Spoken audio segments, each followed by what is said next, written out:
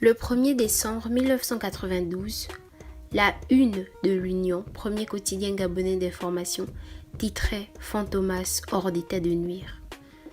Une photo illustre le titre. On y découvre un jeune homme au visage tuméfié, le regard hagard, ne tenant debout que grâce aux mains qui le soutiennent. Sur une ardoise, les écriteaux à la craie blanche déclinent son identité.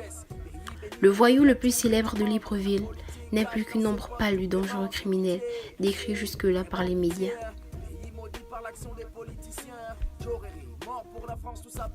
Avant son arrestation, faisons un bond dans le temps pour comprendre comment il est devenu si célèbre.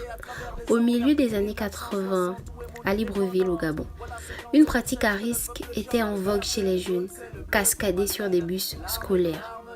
Certains lycéens et collégiens prenaient d'assaut les bus de façon dangereusement acrobatique le long des trajets.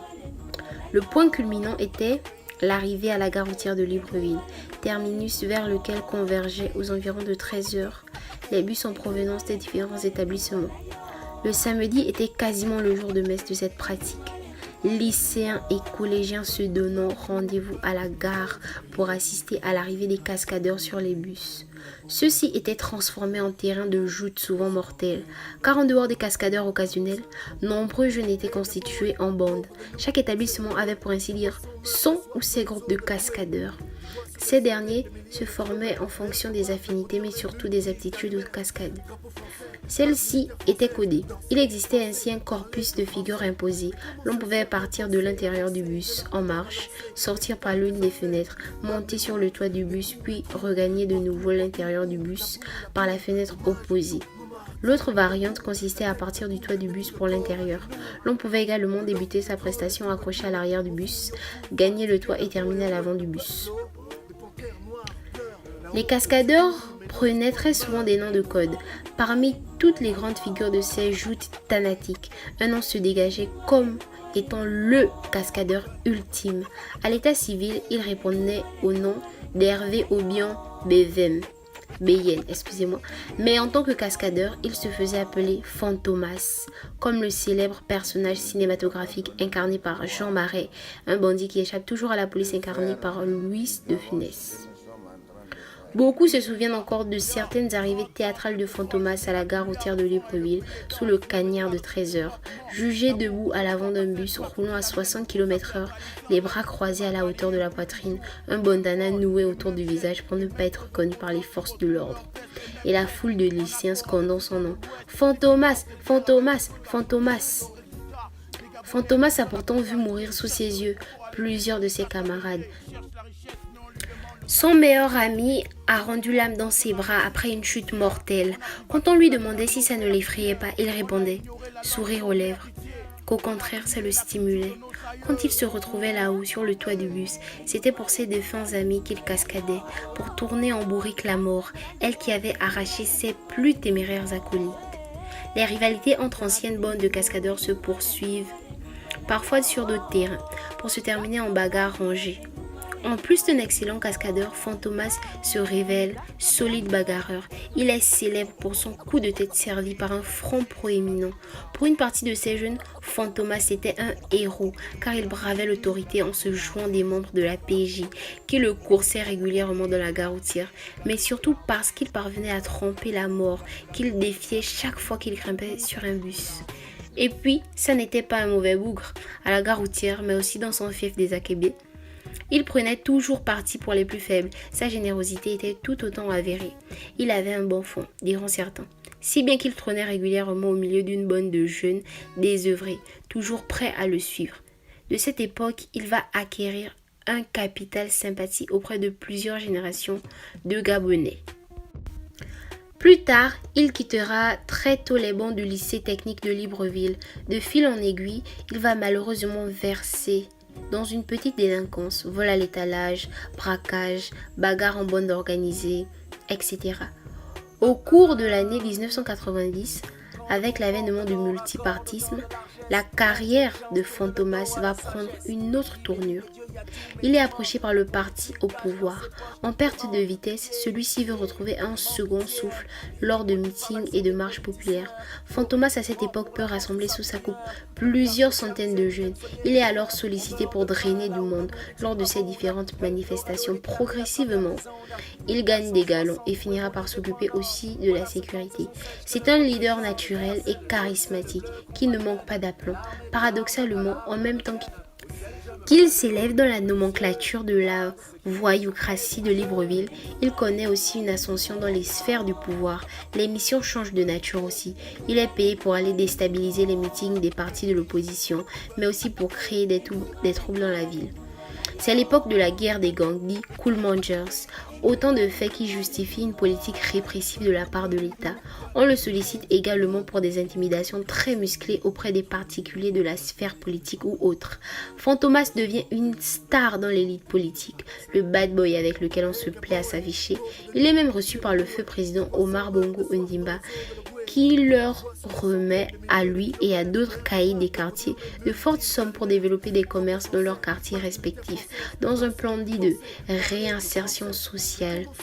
Puis, de fil en aiguille, les relations avec le pouvoir vont devenir moins idylliques. Plusieurs fois, il ne sera pas payé après une mission. Il commence alors à refuser un certain type de mission. Puis, il décide tout simplement de s'affranchir de ses anciens commanditaires et créer ses propres réseaux financiers. Mais l'on ne quitte pas impunément pareille mafia. La suite, vous la connaissez. Traqué comme une bête dans Libreville, échappant de justesse à de nombreuses embuscades, imperméable au chantage de la police judiciaire qui prit son fils d'un an en otage pour le forcer à se rendre. Fantomas demeura longtemps insaisissable. Au cœur de sa cavale, il fit publier une lettre ouverte dans un journal de l'opposition. Il s'y dit victime d'une cabale de la part d'un pouvoir qui lui jetait encore des fleurs un mois auparavant. Il rejette en bloc toutes les accusations portées contre lui. Propose une conférence de presse à laquelle serait conviée toute la presse où il pourra dire haut et fort toutes ses vérités. De conférence de presse, il n'y aura point. La cavale allait au contraire perdurer. Caché dans le coffre arrière d'une voiture, il se présenta 2 nuits de suite au quartier Charbonnage, espérant une aide qui ne vint jamais. C'est qu'il était devenu un colis très encombrant, une patate brûlante que ne tenait plus à se coltiner, ce qui jadis lui donnait des tapes chaleureuses dans le dos.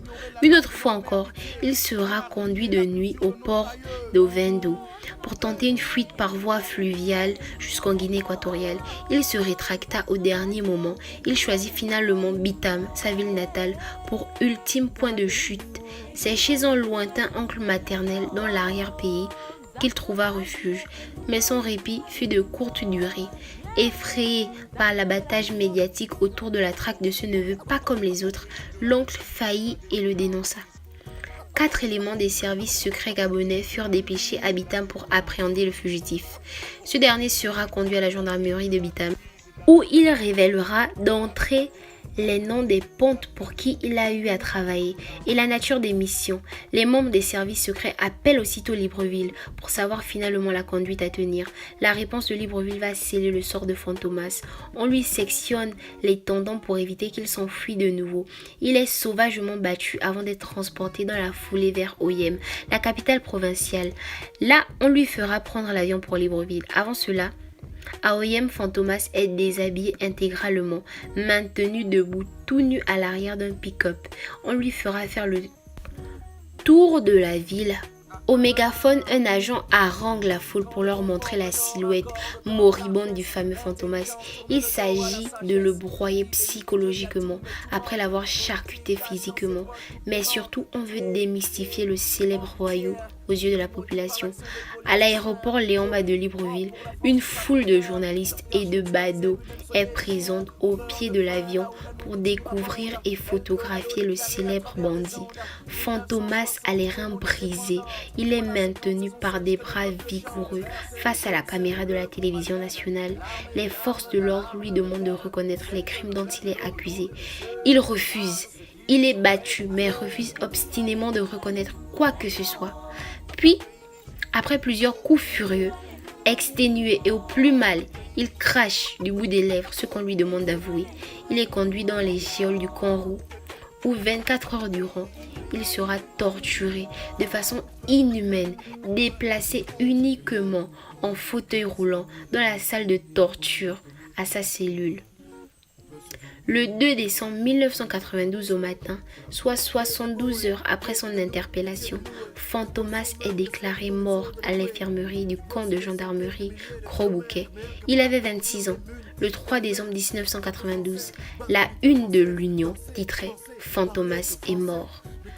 Plusieurs semaines plus tard, à l'aéroport de Bitam, une foule immense viendra accueillir sa dépouille et lui rendre ainsi un ultime hommage, ce jusqu'à sa dernière demeure. Qui était donc Fantomas en fin de compte? Un petit voyou, un homme de main du pouvoir doublé d'un dangereux criminel, un gars en réalité sympathique qui a été grisé et dépassé par sa collaboration avec d'obscurs politiciens gabonais. Sans doute était-il plus ou moins un peu de tout seul à la fois. Je n'en sais rien en vérité.